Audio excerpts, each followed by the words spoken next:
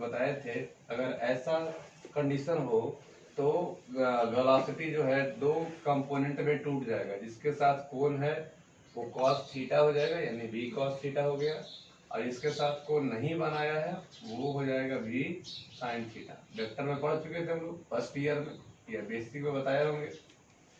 जिसके साथ कोण बना v cos थीटा, इसके साथ कोण नहीं बना वो v sin थीटा।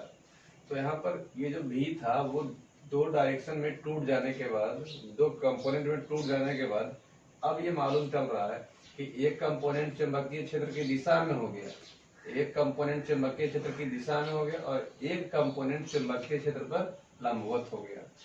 तो एक कंपोनेंट जो चुंबकीय क्षेत्र की दिशा में है वो चाहेगा कि आवेशित कण को वृत्ताकार पथ पर गति कराए, क्योंकि जब वेग और चुंबकीय क्षेत्र एक ही दिशा में होता है तो कैसा पथ पर चलता है, सीधी रेखा पर।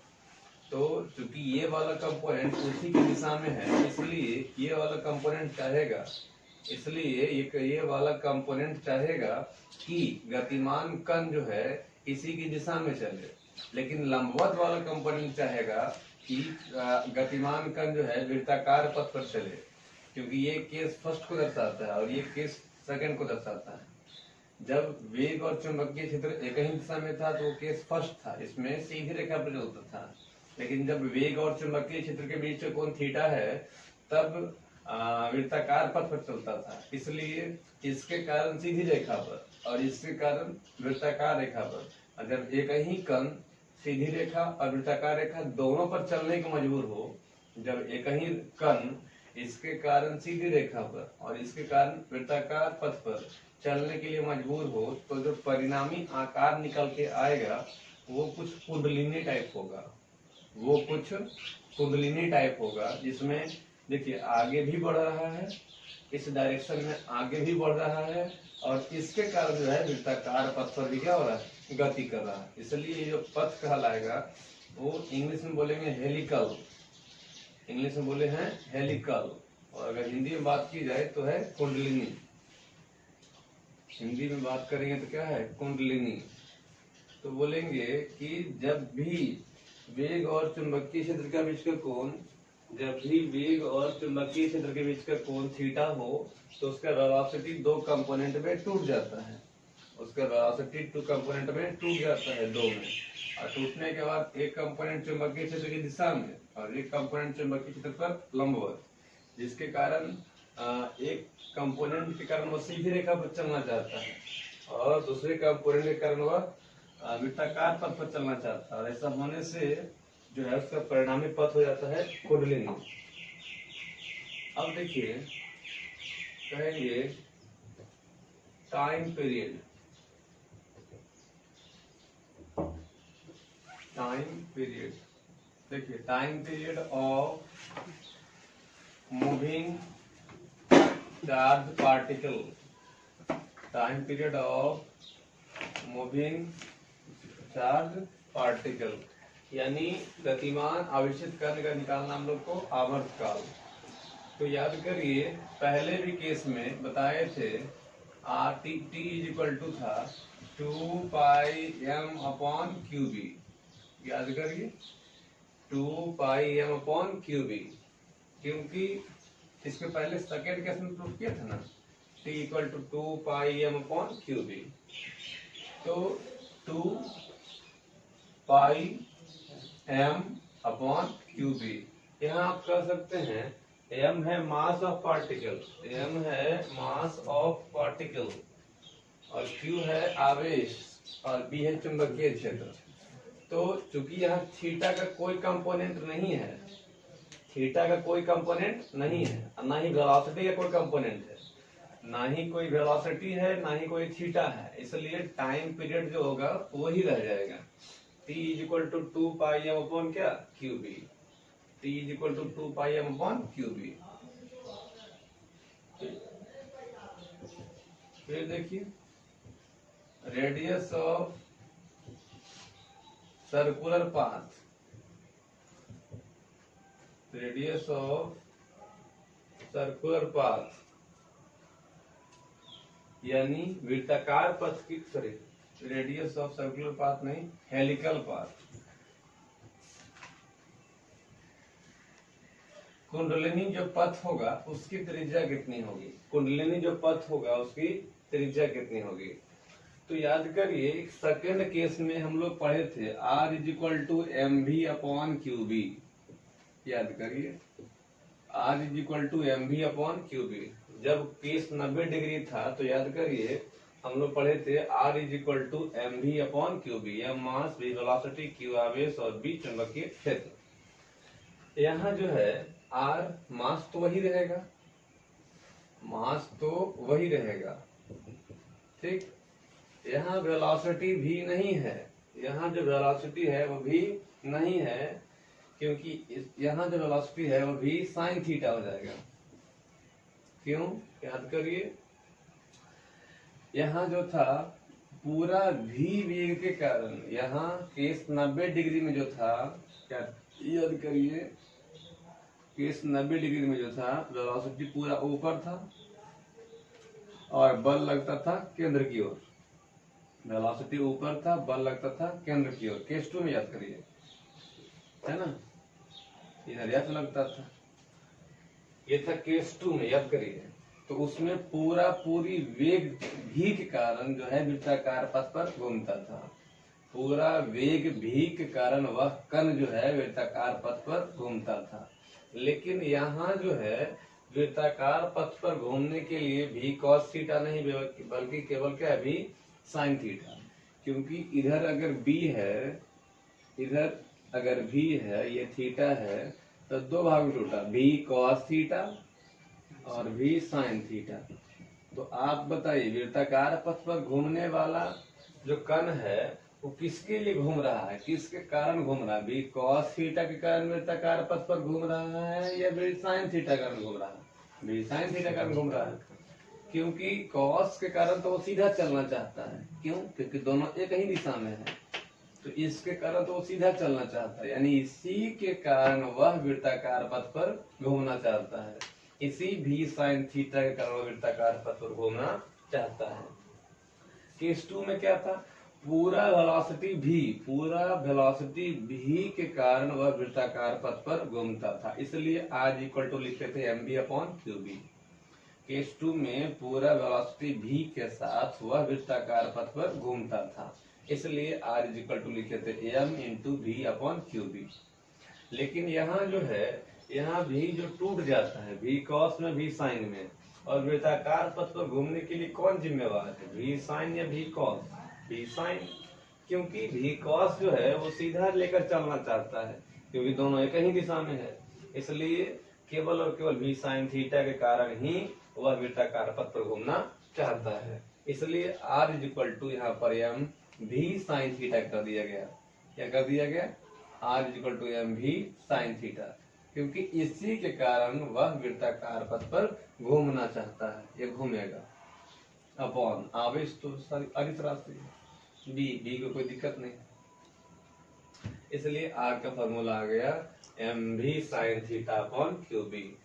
यही थोड़ा सा चेंज किया, R इक्वल टू हो गया M V sine theta upon Q B, M V sine theta upon Q B, ठीक है।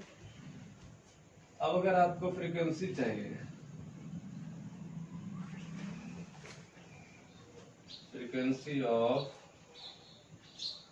चार्ज पार्टिकल, ठीक है, frequency of charge particle f 1/t, तो उलट दीजिएगा 1/2 पाई m अपॉन क्यू बी, ठीक है। तो अब क्या हो जाएगा इसमें, ये तो रिवर्स हो जाएगा जी, उलट दीजिए तो हो जाएगा Q B upon 2 pi m, Q B upon 2 pi m। अब अगर एक चीज यहाँ पर आता है पिच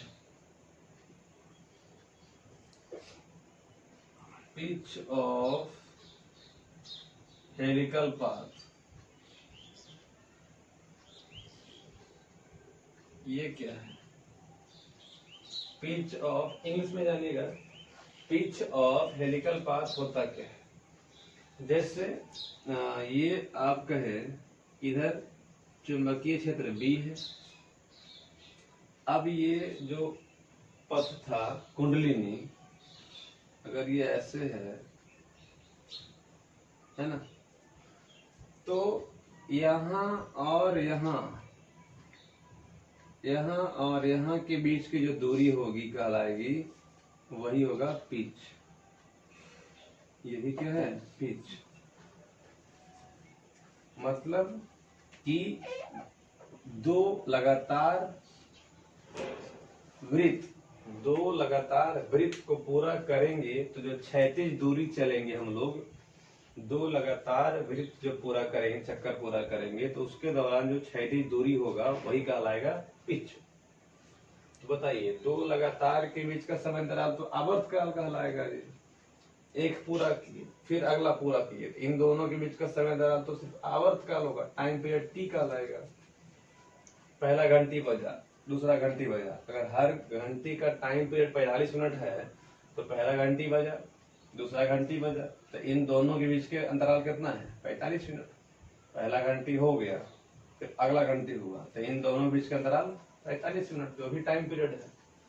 तो पिच जो है ये कहलाता है हॉरिजॉन्टल डिस्टेंस,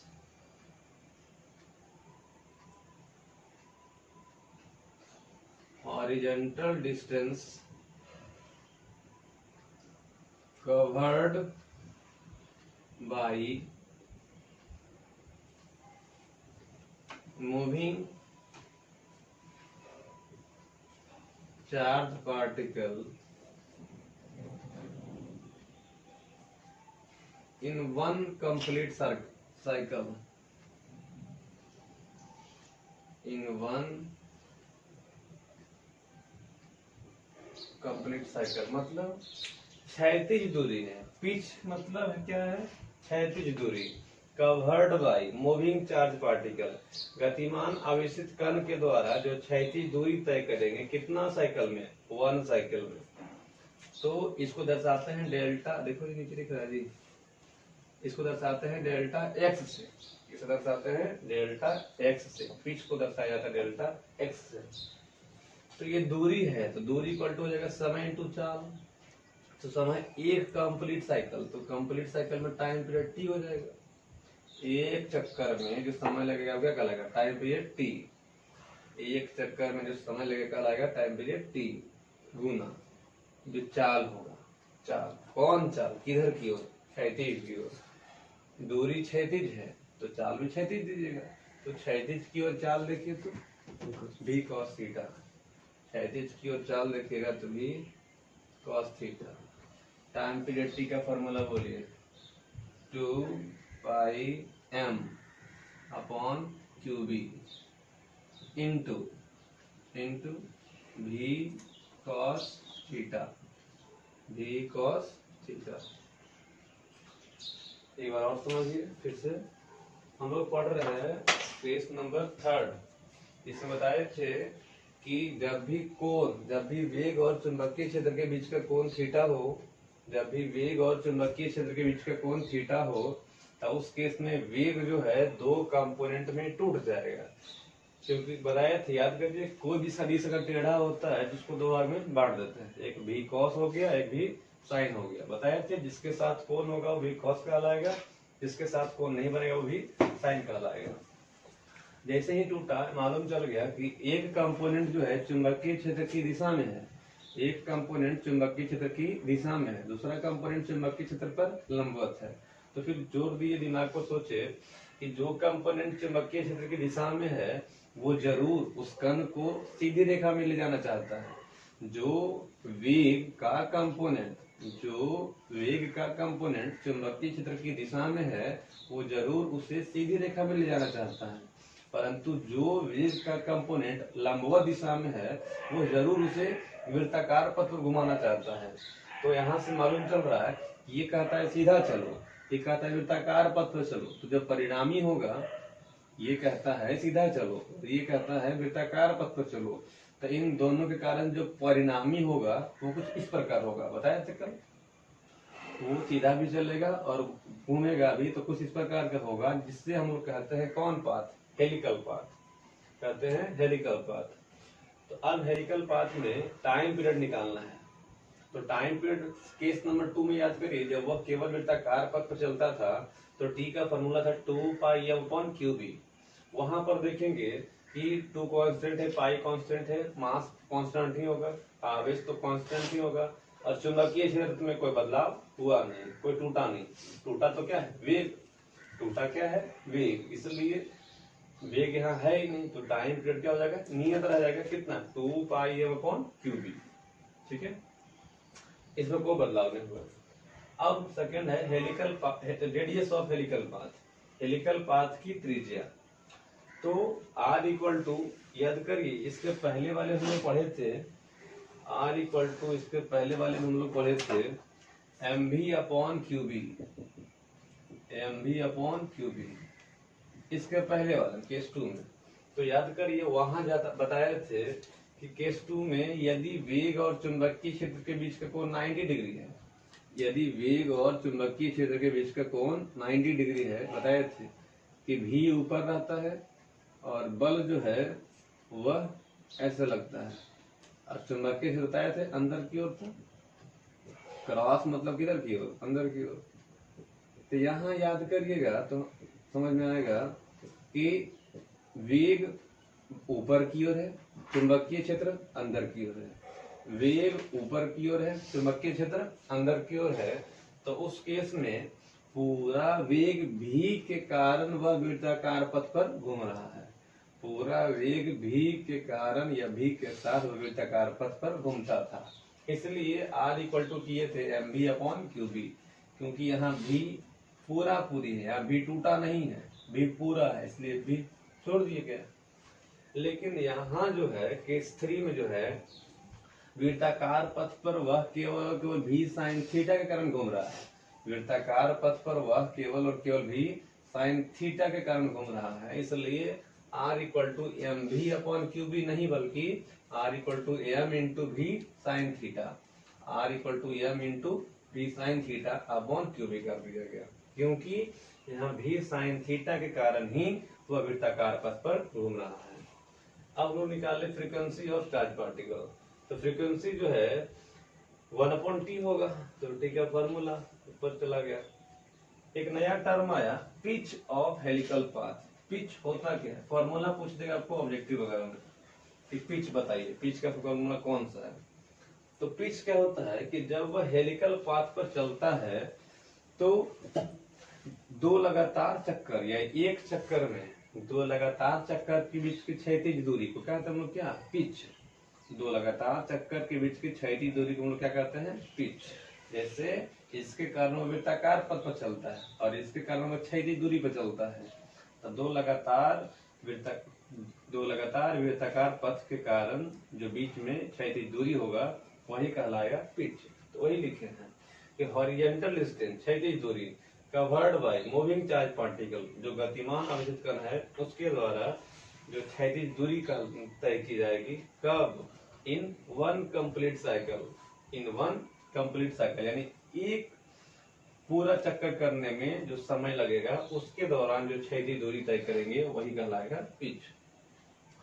जैसे अगर दो चक्कर लगाया तो उनके बीच का अंतराल, दो चक्कर के बीच का अंतराल, जैसे अगर क्लास में पढ़ते होंगे स्कूल वगैरह में, तो फर्स्ट पीरियड हुआ,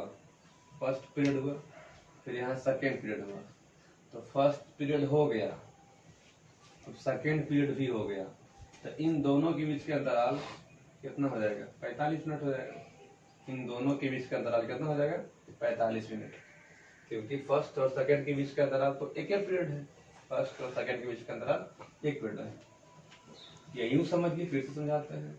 पहला ओवर बीत गया, फर्स्ट ओवर हो गया, अभी सेकंड ओवर हुआ, तो फर्स्ट ओवर और सेकंड ओवर के बीच का अंतराल में कई बॉल है? 6 बॉल है, यानी कई ओवर? 1 ओवर। 6 बॉल यानी कि 1 ओवर, है ना। तो आप कहिएगा कि दो लगातार ओवरों के बीच कई ओवर होता है? 1 ओवर होता है। उसी प्रकार से दो लगातार चक्कर के बीच के अंतराल में जो दूरी तय करेंगे वो कहलाएगा आपको पिच। तो जब दो लगातार चक्कर के बीच का अंतराल बोलेंगे तो एक चक्कर होगा। दो लगातार चक्कर के बीच का अंतराल क्या चक्कर? एक चक्कर, इसलिए उसके दौरान जो दूरी क्षैतिज दिशा में तय करेंगे वो कहलाएगा आपको पिच। जिससे लिख दिए horizontal distance covered by moving charge particle in one complete cycle, यानी एक पूरा चक्कर तय करने में, यानी एक चक्कर को पूरा करने में जो क्षैतिज दूरी तय करेंगे वही कहलाएगा आपको पिच। इसको दर्शाएंगे किससे? डेल्टा एक्स से। इसको दर्शाएंगे आपको डेल्टा एक्स से, यही है आपका पिच।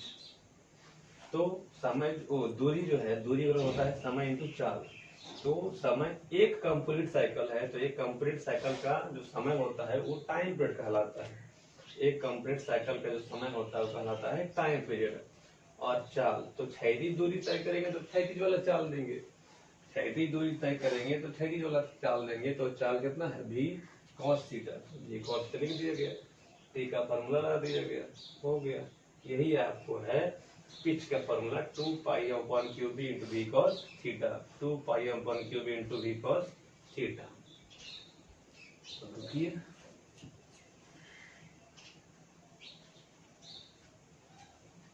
लिख लीजिए, खत्म हो गया। अब नया पार्ट आता है वेलोसिटी सेलेक्टर।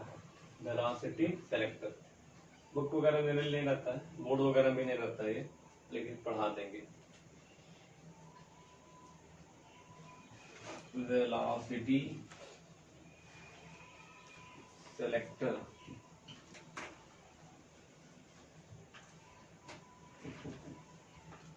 बोलते हैं वेलोसिटी सेलेक्टर।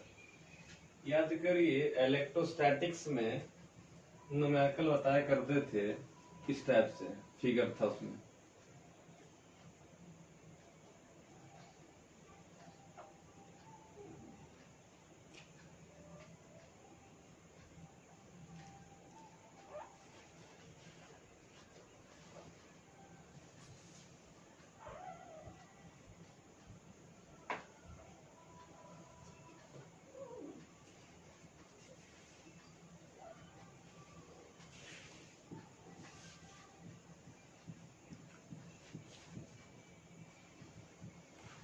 याद करिए इस टाइप से न्यूमेरिकल था ना इलेक्ट्रोस्टैटिक्स में, जिसमें ऊपर में एक आवेशित प्लेट था, नीचे में एक आवेशित प्लेट था, और दोनों के बीच में हम लोग रख देते थे किसको?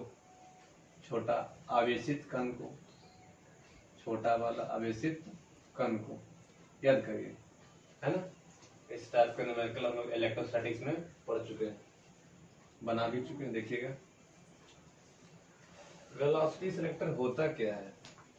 यह एक ऐसा यंत्र है, यह एक ऐसा यंत्र होता है जिसकी सहायता से, यह एक ऐसा यंत्र होता है जिसकी सहायता से हम लोग किसी आवेशित कण को एक नियत वेग से गति कराते हैं।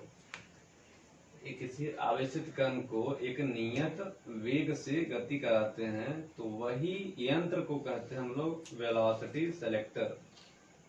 उसी यंत्र को हम लोग कहते हैं वेलोसिटी सेलेक्टर, यानी वह यंत्र जिसके सहायता से, वह यंत्र जिसकी सहायता से किसी आवेशित कण को एक नियत वेग के साथ, एक नियत वेग के साथ गति कराया जाता है, नियत वेग के साथ गति कराया जाता है, तो उसी यंत्र को वेलोसिटी सेलेक्टर कहा जाता है।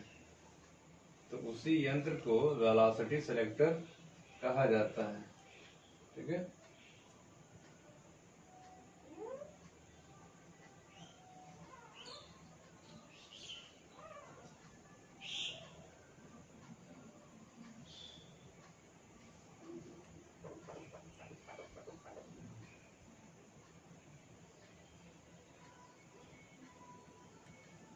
देखिए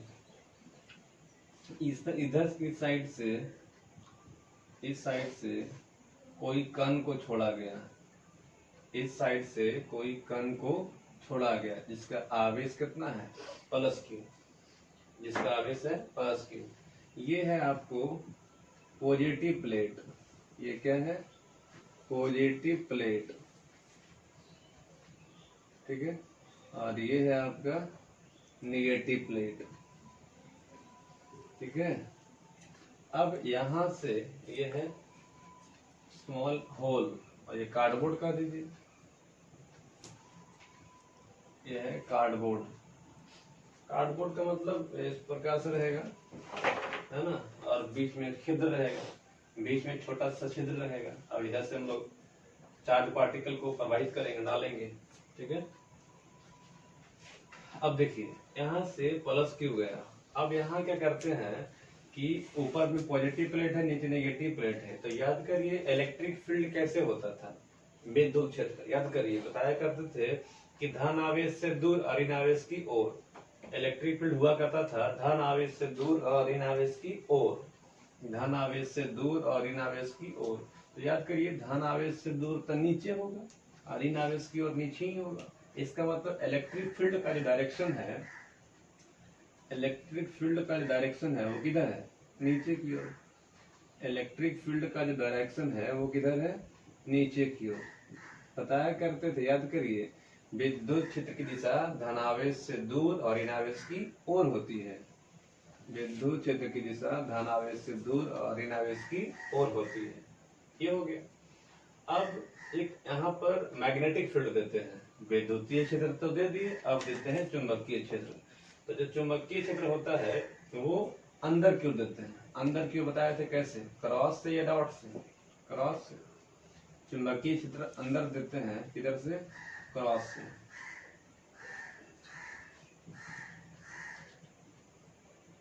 इधर आपका वेग था, इधर क्या था, वेग था, वेलोसिटी भी था। और चुंबकीय क्षेत्र अंदर है तो अंदर के लिए क्या दर्शा देंगे, क्रॉस। अंदर के लिए क्या दर्शा देंगे, क्रॉस। क्रॉस का मतलब मैग्नेटिक फील्ड किधर है, अंदर की ओर।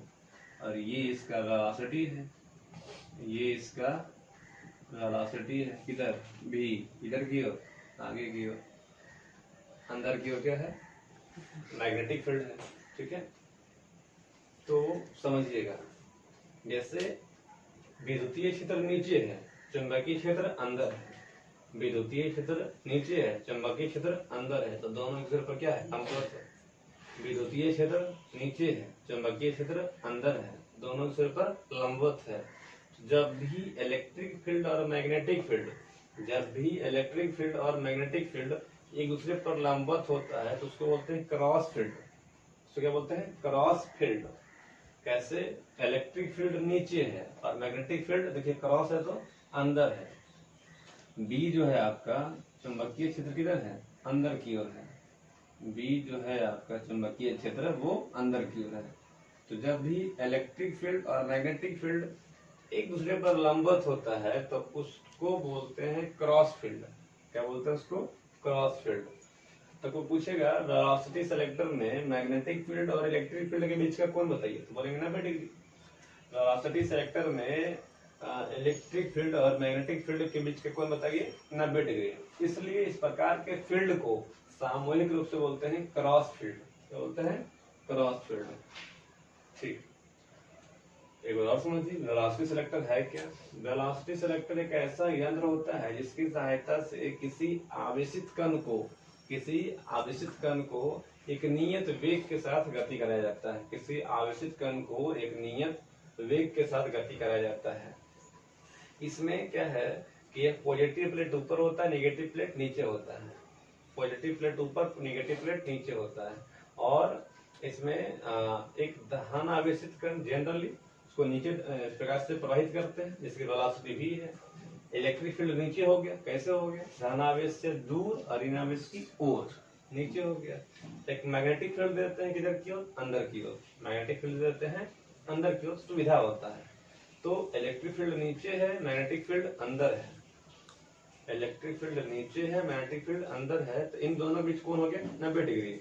और वैसे फील्ड जिसमें इलेक्ट्रिक फील्ड नीचे की ओर, मतलब दोनों के बीच 90 डिग्री हो, जैसे वह फील्ड जिसमें इलेक्ट्रिक फील्ड नीचे और मैग्नेटिक फील्ड अंदर, अर्थात दोनों बीच का कोण 90 डिग्री हो, इस प्रकार के फील्ड को सामूहिक रूप से बोलते हैं क्रॉस फील्ड। क्या बोलते हैं, क्रॉस फील्ड। अब इसमें देखिए, अच्छा एक चीज जानिए, इसका डिटेल समझा रहे हैं 2-3 बार 4 बार, जो लिखने वाला बात है वो आपको व्हाट्सएप में मिल जाएगा, थ्योरी में मिल जाएगा, व्हाट्सएप वाला नोट्स में देख लीजिएगा। सिर्फ समझा रहा है, नहीं तो वर्किंग होगा, इसका संरचना होगा तो फिर वो लिख पाना संभव नहीं।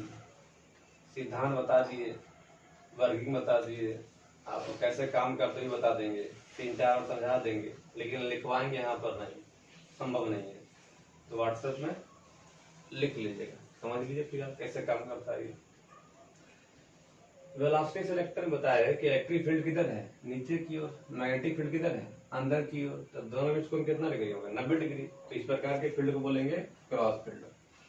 तो देखिए कहेंगे कि वेलोसिटी सेलेक्टर में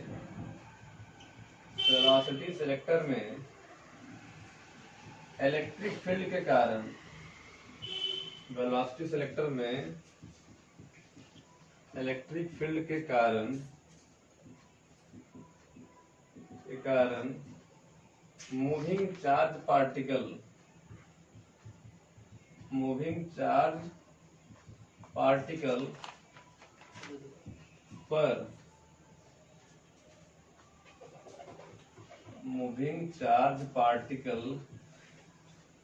पर लगने वाला विद्युतीय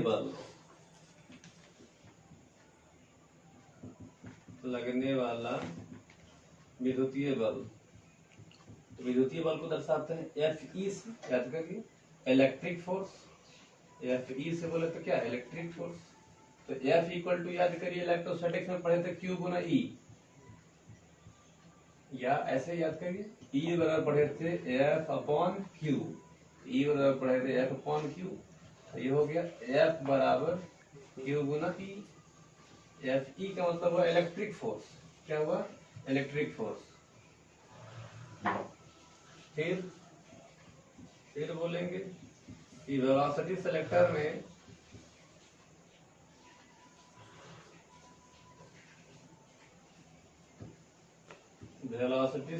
में मैग्नेटिक फील्ड के कारण, वेलोसिटी सेलेक्टर में मैग्नेटिक फील्ड के कारण मूविंग चार्ज पार्टिकल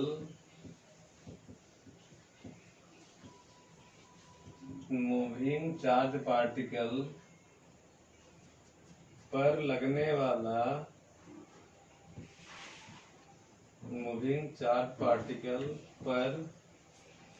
वाला चुंबकीय बल, विद्युतीय बल तो देख लिया गया, अब देखिए चुंबकीय बल। तो चुंबकीय बल को दर्शाते किससे, Fb से। B मतलब मैग्नेटिक फोर्स।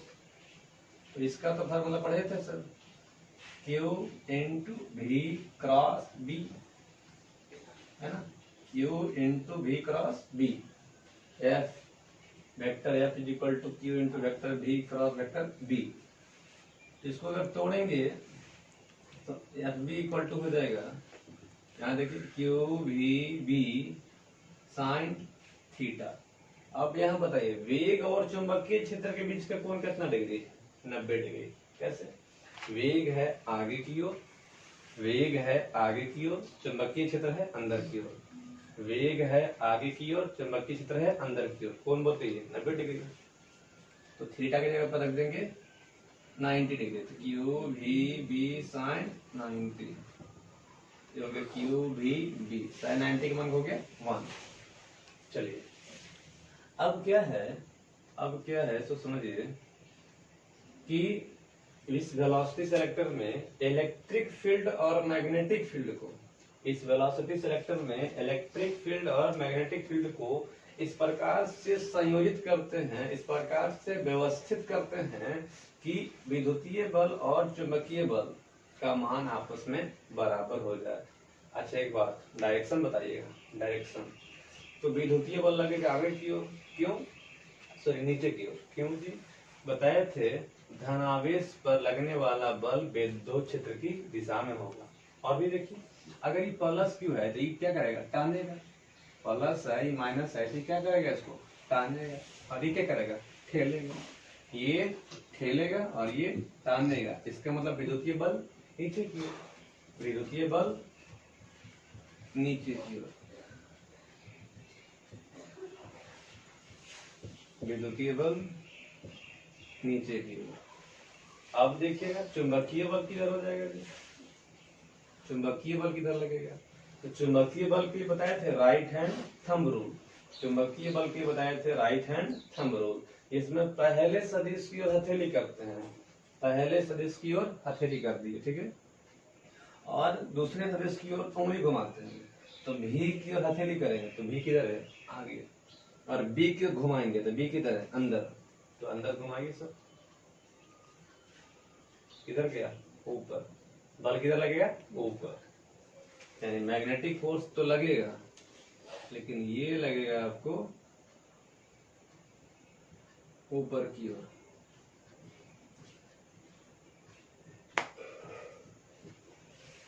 देखिए समझिए एक बार और, वेलोसिटी सिलेक्टर है क्या, यह एक ऐसा यंत्र होता है जिसकी सहायता से किसी आवेशित कण को एक नियत वेग के साथ गति कराया जाता है। यह एक ऐसा यंत्र होता है जिसकी सहायता से किसी आवेशित कण को एक नियत वेग से गति कराया जाता है।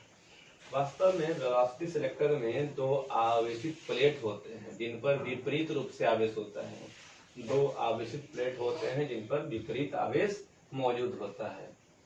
इसमें विद्युतीय क्षेत्र को नीचे व्यवस्थित की जाती है, क्योंकि प्लस से दूर होगा माइनस की ओर होगा, तो विद्युतीय क्षेत्र नीचे हो गया, और एक लंबवत चुंबकीय क्षेत्र अंदर की ओर व्यवस्थित की जाती है, एक लंबवत चुंबकीय क्षेत्र अंदर की ओर व्यवस्थित की जाती है। ऐसा करने से अगर धन आवेश है तो विद्युतीय बल लग गया नीचे की ओर, धन आवेश है तो विद्युतीय बल लग गया नीचे की ओर। कैसे, प्लस से दूर जाएगा ठेलेगा, माइनस की ओर आकर्षित होगा तो नीचे की ओर बल लग गया। कौन बल, विद्युतीय बल। और चुंबकीय बल भी लगेगा, तो F equal to Q into V cross B, ये निकालना गया कौन रूल से, राइट हैंड थंब रूल से। तो वेलोसिटी की ओर हथेली कर दिए, पहले सदिश की ओर हथेली करेंगे, कर दी हथेली, दूसरे की ओर घुमाएंगे तो दूसरा B किधर है, B, पहले V की ओर हथेली किए और B की ओर घुमाएंगे तो B है अंदर की ओर। तो अंदर की ओर जब घुमाएंगे तो कहाँ जाएगा हथेली, ये अंगूठा ऊपर की ओर। तो जब अंगूठा ऊपर गया इसका मतलब चुंबकीय बल किधर लग रहा है, ऊपर की ओर। तो विद्युतीय बल लगा नीचे की ओर, चुंबकीय बल लगा ऊपर की ओर। और इन दोनों को इस प्रकार से एडजस्ट की जाती है, और इन दोनों को इस प्रकार से एडजस्ट की जाती है कि दोनों का मान आपस में क्या हो जाता है, बराबर। दोनों का मान आपस में बराबर, और बराबर हो गया तो कैंसिल हो जाएगा। क्यों, क्योंकि जितना ही बल ऊपर लग रहा है उतना ही बल नीचे लग रहा है। इस प्रकार से व्यवस्थित करते हैं, एडजस्ट करते हैं कि ऊपर की ओर लगने वाला चुंबकीय बल और नीचे की ओर लगने वाला विद्युतीय बल अगर बराबर हो जाए तो कैंसिल आउट हो जाएगा, कट जाएगा। तो देखिए, देखो नीचे दिख रहा है जी, ऑन, इंग्लिश लिखते हैं थोड़ा सा चलेगा, on adjusting the value of electric field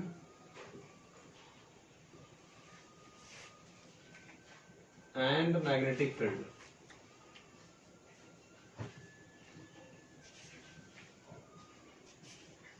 B get, समझे मतलब, on adjusting, एडजस्टिंग मतलब व्यवस्थित करने पर, on adjusting the value of electric field and magnetic field, विद्युतीय क्षेत्र और चुंबकीय क्षेत्र के मान को व्यवस्थित करने पर, on adjusting व्यवस्थित करना, the value मान किसका, इलेक्ट्रिक फील्ड का और मैग्नेटिक फील्ड का। यानी विद्युतीय क्षेत्र और चुंबकीय क्षेत्र के मान को जब एडजस्ट करेंगे उसके बाद हम पाते हैं कि दोनों का मान आपस में क्या करना है, बराबर करना है। तो इलेक्ट्रिक फोर्स दिख रहा है जी, electric force is equal to magnetic force, electric force is equal to magnetic force. तो इलेक्ट्रिक फोर्स हो गया Q गुना E, देखिए Q गुना E। अब मैग्नेटिक फोर्स हो गया Q भी B, Q भी B, Q भी B, Q Q कट गया सर, तो आगे E is equal to V B, E is equal to V B. अब आप कह सकते हैं V निकल के आएगा E अपॉन बी,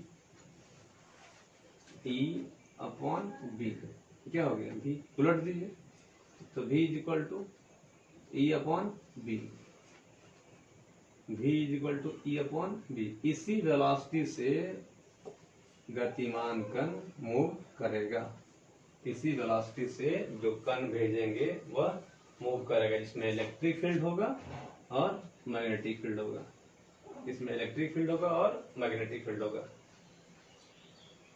ठीक है। ऑब्जेक्टिव में एक क्वेश्चन आया था जिसमें पूछा गया था कि B बटा E का ऐसा मात्रक क्या होगा। क्या पूछा गया था? 2016 या 17 में होगा, 17 में होगा, 17 या 18 देखिए मिल जाएगा। B अपॉन E का ऐसा मात्रक क्या होगा? तो सर जी जब E बटा B का मात्रक भी है तो उलट देंगे इसको, नहीं उलट देंगे, उलट देंगे। ऐसा ही मात्रक मांगा था आपसे, क्या मांगा था? ऐसा ही मात्रक क्या होगा? तो चूंकि V equal to E upon क्या है? B है, इसको आप उलट दीजिए तो 1/v इज इक्वल टू हो गया B बटा E, नहीं हो गया। अब B बटा E का अगर मात्रक निकालना है, B बटा E का अगर आपको मात्रक निकालना है तो आप कहेंगे कि 1, इसका मात्रक क्या हो जाएगा? मीटर पर सेकेंड, मीटर पर सेकेंड का SI मात्रक, तो उलट दीजिए, ये हो गया सेकेंड बटा मीटर, क्या हो गया? सेकेंड बटा मीटर निकल गया। B बटा E का SI मात्रक। चलिए एक बार और समझिए फिर से। वेलोसिटी सेलेक्टर है क्या? यह एक ऐसा यंत्र होता है जिसकी सहायता से किसी आवेशित कण को एक नियत वेग के साथ गति कराया जाता है। यह एक ऐसा यंत्र होता है जिसकी सहायता से किसी कण को, आवेशित कण को एक नियत वेग के साथ गति कराया जाता है। इसमें जो है, इसमें विद्युतीय क्षेत्र और चुंबकीय क्षेत्र दोनों का उपयोग की जाती है। इसमें विद्युतीय क्षेत्र और चुंबकीय क्षेत्र दोनों का उपयोग किया जाता है। इसके लिए पहले दो विपरीत रूप से आवेशित प्लेट को ली जाती है, दो विपरीत रूप से आवेशित प्लेट को ली जाती है और उसके बीच में लंबवत चुंबकीय क्षेत्र अंदर की ओर व्यवस्थित की जाती है। वेलोसिटी सेलेक्टर एक ऐसा यंत्र होता है जिसकी सहायता से किसी धनावेशित या कोई भी आवेशित कण को एक नियत वेग के साथ गति कराया जाता है। इसमें जो है एक्चुअली दो विपरीत रूप से आवेशित प्लेट होते हैं, जिसमें विद्युतीय क्षेत्र को जनरली नीचे की ओर व्यवस्थित की जाती है और चुंबकीय क्षेत्र को लंबवत अंदर की ओर व्यवस्थित की जाती है। ऐसा करने से जो धन आवेशित कण अंदर जाता है उस पर विद्युतीय बल नीचे की ओर लगता है, तो यह बराबर QE लगता है, और चुंबकीय क्षेत्र F is equal to Q into V cross B लगता है। क्यों? भी साइन थीटा हो गया और थीटा का मान कितना डिग्री हो जाएगा? 90 डिग्री। क्यों? क्योंकि वेग और चुंबकीय क्षेत्र के बीच का कोण 90 डिग्री है। वेग कहाँ देखिए? आगे की ओर है, चुंबकीय क्षेत्र देखिए अंदर की ओर है। वेग आगे की ओर, चुंबकीय क्षेत्र अंदर की ओर, क्रॉस बताता है क्लियर है अंदर की ओर, तो कौन हो गया? 90 डिग्री। अब जब दिशा निकालना चाहे तो दिशा राइट हैंड थंब रूल से, तो फर्स्ट वेक्टर की ओर हथेली करेंगे V की ओर और B की ओर घुमाएंगे तो B हो गया अंदर की ओर, इसलिए चुंबकीय बल लगा ऊपर की ओर। जहाँ विद्युतीय बल लगा था नीचे की ओर, चुंबकीय बल लग गया ऊपर की ओर। फिर लिख दिए on adjusting the value of electric field and magnetic field B get, यानी विद्युतीय क्षेत्र और चुंबकीय क्षेत्र के मान को जब व्यवस्थित करेंगे तो हम लोग क्या पाते हैं कि दोनों का मान को बराबर की जाती है। बराबर कर दिए यानी QE बराबर QVB, QQ कटा इक्वल टू VB, V निकालेंगे इधर आके, यानी यही वेलोसिटी से इस यंत्र के अंदर घूमेगा, मूव करेगा, यानी V इक्वल टू फॉर्मूला आ गया E अपॉन B। फायदा क्या है? क्वेश्चन आया हुआ था कि B बटा A का SI मात्रक बताइए, तो चूंकि V क्वेश्चन दे देते हैं, इसको भी लिख लीजिएगा। चूंकि V इक्वल टू, चूंकि V इक्वल टू E बटा B है ना, तो उसको उलट देंगे 1/V equal to B upon E। तो बी अपॉन ई का ऐसा ही मात्रक चाहिए, 1/मीटर/सेकंड, सेकंड नीचे का नीचे चला गया, ऊपर सेकंड/मीटर आ गई, यही आंसर हो जाएगा। ठीक, आपका थ्योरी मिल जाएगा व्हाट्सएप में, देख लीजिएगा। Good morning. पिछले क्लास में हम लोग बताए थे, केस थर्ड पढ़ रहे थे कि जब वेग और चुंबकीय क्षेत्र के बीच का कोण थीटा हो, जब वेग और चुंबकीय क्षेत्र के बीच का कोण थीटा हो, तो उस केस में याद करिए कि अगर चुंबकीय क्षेत्र इस डायरेक्शन में होता है और वेग इस डायरेक्शन में होता है, तो और कोण कितना हो, थीटा, तो बताए थे कि ये जो है दो कंपोनेंट में टूट जाता है।